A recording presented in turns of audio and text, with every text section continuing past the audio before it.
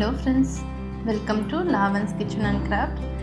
இன்னைக்கு நம்ம என்ன பார்க்க போகிறோம் அப்படின்னா பயங்கரமாக வெயில் அடிக்கிறதுக்கு ஒரு வெயிலுக்கு சூப்பரான நன்னாரி சர்பத் தான் வீட்டிலே எப்படி ரெடி பண்ணுறதுன்னு பார்க்க போகிறோம். வெயில் நாள் ஓவராக ஆயிடுச்சு, வெயிலோட தாக்கம் அதிகமாக இருக்குது. இந்த நேரத்தில் உடம்பை குளிர்ச்சி ஆக்கிறதுக்கு நம்ம நன்னாரி சர்பத் நிறைய பேர் வெளியில் வாங்குவாங்க. அந்த நன்னாரி சர்பத் இனிமேல் கடையில் வாங்கணுன்ற அவசியமே கிடையாது. நம்ம வீட்டிலையே சூப்பராக ரெடி பண்ணலாம். ரொம்ப நேச்சுரலாக ஹோம்மேட் நன்னாரி சர்பத் எப்படி ரெடி பண்ணலான்னு பார்ப்போம். வீடியோக்குள்ளே போகிறதுக்கு முன்னாடி நீங்கள் நம்ம சேனலுக்கு புதுசாக இருந்தீங்க அப்படின்னா கீழே இருக்கிற ரெட் கலர் சப்ஸ்கிரைப் பட்டனை ப்ரெஸ் பண்ணுங்கள். மறக்காமல் பக்கத்தில் இருக்கிற பெல் ஐக்கானும் ப்ரெஸ் பண்ணுங்கள். பெல் ஐக்கானில் ஆல்ன்ற ஆப்ஷன் கிளிக் பண்ணிங்கன்னா தான் நம்ம போடுற வீடியோஸ் உடனுக்குடனே அப்டேட்ஸ் உங்களுக்கு கிடைக்கும். இப்போது வாங்க ஃப்ரெண்ட்ஸ் வீடியோக்குள்ளே போகலாம். நன்னாரி சர்பத் எப்படி ப்ரிப்பேர் பண்ணுறாங்கன்றது நிறைய பேருக்கு தெரியறதுக்கு வாய்ப்பில்லை. நன்னாரி சர்பத் எப்படின்னா இதுதான் நன்னாரி வேர். இந்த நன்னாரி வேரில் தான் என்ன பண்ணுவாங்க அப்படின்னா நன்னாரி சர்பத் ரெடி பண்ணுவாங்க. இந்த நன்னாரி வேர் ரொம்ப உடம்புக்கு குளிர்ச்சி, உடம்புக்கு ரொம்ப ரொம்ப நல்லது. வெளியில் வாங்குகிற சர்பத் எசன்ஸ் போட்டு ரெடி பண்ணுவாங்க. அதனால் அது அந்த லெவலுக்கு கரெக்டாக இருக்கும்னு நம்ம சொல்ல முடியாது. இது நம்ம வாங்கி நம்ம கண்ணுக்கு நேருக்கு நேர் நம்ம செய்யும் போது நம்மளுக்கு உடம்பு நேச்சுரலான ஐட்டம்ஸ் நம்ம யூஸ் பண்ணி செய்கிறதுனால உடம்புக்கு ரொம்பவே நல்லது. இதை யூஸ் பண்ணி நீங்கள் ஜூஸ் போட்டு டெய்லி குடிச்சிங்க அப்படின்னா பாடியில் இருக்க உஷ்ணத்தை குறைச்சி நம்மளுக்கு அந்த வெயிலோட தாக்கத்தால் உடம்பு எந்த ஒரு பாதிப்பும் இல்லாமல் நார்மலாக வச்சுக்கிறதுக்கு ரொம்ப ஹெல்ப்ஃபுல்லாக இருக்கும். ஆர்டிஃபிஷியல் ஜூஸ் குடிக்கிறத விட இந்த மாதிரி நேச்சுரலான ஒரு ஜூஸஸ் நீங்கள் குடிக்கிறதுனால உடம்பு ரொம்ப ஆரோக்கியமாக ரொம்ப நல்லாயிருக்கும். இப்போது இந்த நன்னாரி சர்பத் எப்படி செய்யலான்னு பார்ப்போம். இப்போ நான் 100 கிராம் நன்னாரி வேர் எடுத்திருக்கேன். இந்த 100 கிராம் நன்னாரி வேரை நல்லா ஒரு கல் வச்சு இடிச்சுக்கோங்க. இதை அப்படியே நம்ம செய்ய முடியாது. இது என்ன பண்ணுங்க, மிக்சியில் போட்டும் அரைக்க முடியாது. மிக்சியில் போட்டு அரைச்சிங்க அப்படின்னா ஜாரோட பிளேடு உடஞ்சிடும். அதனால என்ன பண்ணுங்க, ஒரு அம்மிக்கல்லையோ இந்த மாதிரி ஒரு குட்டி உரல் இருந்துச்சுன்னா இதில் கொஞ்சம் கொஞ்சமாக போட்டு நல்லா தூளாக தட்டி எடுத்துக்கோங்க.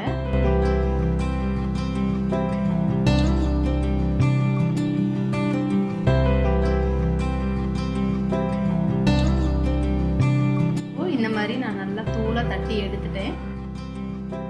இந்த தூளாக தட்டி எடுத்த நன்னாரி வேரை இப்போ ஒரு பாத்திரத்தில் போட்டு இந்த 100 கிராம் நன்னாரி வேருக்கு நம்ம 2 லிட்டர் நன்னாரி சர்பத் வரைக்கும் நம்ம ப்ரிப்பேர் பண்ணலாம். உங்ககிட்ட சர்க்கரை லெவல் இருக்கிறத பொறுத்து. இப்போ நான் இதில் 1.5 லிட்டர் தண்ணி ஊற்றி வைக்கிறேன். இந்த 1.5 லிட்டர் தண்ணி ஊற்றி இது இப்போ நான் நைட்டு இடித்து நான் நைட்டு வைக்கிறேன். இது ஓவர் நைட் ஃபுல்லாகவே அப்படியே இருக்கணும். இது இந்த மாதிரி தண்ணி ஊற்றி தட்டு போட்டு மூடி வச்சுருங்க. நைட்டு ஃபுல்லாக ஊறிடுச்சு. கிட்டத்தட்ட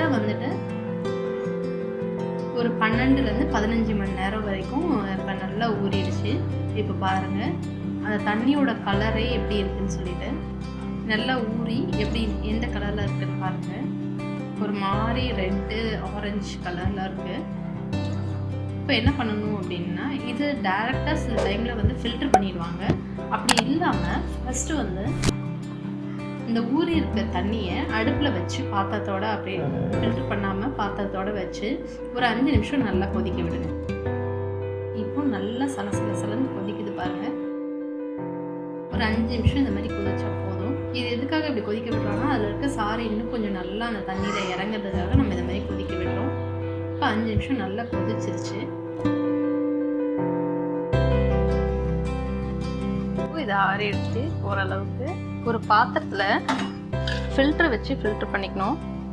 நான் நார்மல் ஃபில்டர் இந்த மாதிரி ஃபில்டர் வச்சு பண்ணோம் அப்படின்னா அந்த நன்னாரி வேரில் நிறைய தூசி அதுக்கப்புறம் அந்த துகள்லாம் இருக்கும் பவுடராக, அதனால் அதுவும் சேர்ந்து வந்துடும். ஸோ அதனால் நீங்கள் இந்த மாதிரி ஃபில்டரை யூஸ் பண்ணாலும் சரி, இல்லை இந்த மாதிரி வடிகட்டி யூஸ் பண்ணாலும் சரி, எதாக இருந்தாலுமே அதில் ஒரு காட்டன் துணி போட்டுட்டு அதுக்கப்புறம் ஃபில்டர் பண்ணுங்கள். அப்போ தான் அந்த குட்டி குட்டி துகள் எல்லாமே தூசி எல்லாமே இதில் ஃபில்டர் ஆகிடும்.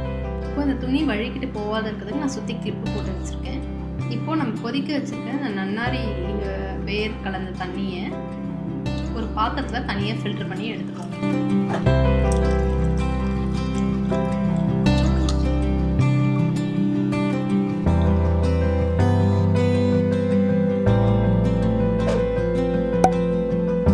பொடி பொடி தூசி அந்த பவுடராக வந்துட்டு இருக்கும். அதனால் இந்த மாதிரி துணி போட்டு ஃபில்ட்ரு பண்ணிக்கிட்டீங்க அப்படின்னா ரொம்ப நல்லது. இப்போது அந்த நன்னாரி சிரப் தண்ணி வந்துட்டு ஃபில்ட்ரு பண்ணி எடுத்தாச்சு. 1.5 லிட்டர் வரைக்கும் வந்துட்டு நம்மளுக்கு நன்னாரி தண்ணி இருக்குது. நான் இப்போ வந்துட்டு அதுக்கு ஒயிட் சுகர் எடுத்திருக்கேன். நீங்கள் ஸ்வீட்டுக்கு தகுந்த மாதிரி எடுத்துக்கலாம். 1 லிட்டர் தண்ணின்னா 1 கிலோ சர்க்கரை போட்டுக்கிட்டீங்க அப்படின்னா சமமாக எடுத்துக்கிட்டீங்க அப்படின்னா ரொம்பவே கரெக்டாக இருக்கும். 100 கிராம் நன்னாரி வேருக்கு நான் 1.5 லிட்டர் தண்ணி எடுத்திருக்கேன். அதே 1.5 லிட்டருக்கு வந்துட்டு சர்க்கரை எடுத்திருக்கேன். இப்போது ஒரு கடாயில் அந்த 1.5 கிலோ சர்க்கரையை போட்டுட்டு இந்த ஃபில்டர் பண்ண நன்னாரி தண்ணியும் அதில் போட்டுக்கோங்க. இதில் நல்லா வந்துட்டு கொதிக்க விடணும். கொதிக்க விட்டு அந்த சர்க்கரை கரையிறதுக்கு நல்லா கிளறி விட்டுக்கிட்டே இருக்கணும். கொஞ்ச நேரம் ஒரு 2 நிமிஷத்துக்கு ஒரு முறை நல்லா கிளறி விட்டுட்டே இருங்க. இப்போ கொதிக்க ஆரம்பிச்சிருச்சு, நல்லா கொதிக்குது. இந்த நன்னாரி சர்பத் ரெடி ஆகுதுக்கு கிட்டத்தட்ட வந்துட்டு ஒரு 1/2 மணி நேரத்துலேருந்து 3/4 மணி நேரம் வரைக்கும் நல்லா கொதிக்கணும்.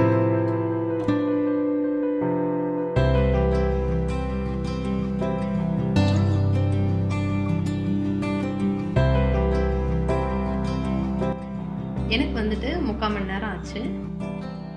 இப்போ நல்லா கொதிச்சிட்டுருக்கு பாருங்க. இந்த ஸ்டேஜில் வந்துட்டு இதில் இந்த பாதி லெமன் வந்துட்டு பாதி லெமன் சாறு அதையும் இது கூட போட்டு நல்லா வந்துட்டு மிக்ஸ் பண்ணிக்கணும். இந்த மாதிரி போடுறதுனால என்ன ஆகும் அப்படின்னா அந்த நன்னாரி சர்பத்தோட கன்சிஸ்டன்சி வந்து மாறாத இருக்கும். ரொம்ப நாள் வரைக்கும் வந்து ஒன்றுமே ஆகாது, கெடாது, ரொம்ப ஃப்ரெஷ்ஷாக நல்லாயிருக்கும். இப்போ நம்ம ரெடி பண்ணி வச்சுருக்க நன்னாரி சர்பத் வந்து 6-7 மாதம் வரைக்கும் கூட ஒன்றுமே ஆகாது, கெடவே செய்யாது, ஃப்ரெஷ்ஷாக அப்படியே இருக்கும். உங்களுக்கு பார்க்குறதுக்கு தண்ணியாக தெரியலாம், ஆனால் இந்த தொட்டு பார்த்தோம் அப்படின்னா அந்த பிசுபிசுப்பு இருக்கும். நம்ம வந்துட்டு இப்போ ஆஃப் பண்ணோம் அப்படின்னா ஆஃப் பண்ணி கொஞ்சம் நேரத்தில் வந்துட்டு அது கரெக்டான கன்சிஸ்டன்சிக்கு அந்த வந்துடும். இந்த லெமன் சாறு போட்டு ஒரு 5 நிமிஷம் கொதிக்க விடுங்க. கொதிக்க விட்டுட்டு அதுக்கப்புறம் நம்ம ஆஃப் பண்ணிக்கலாம்.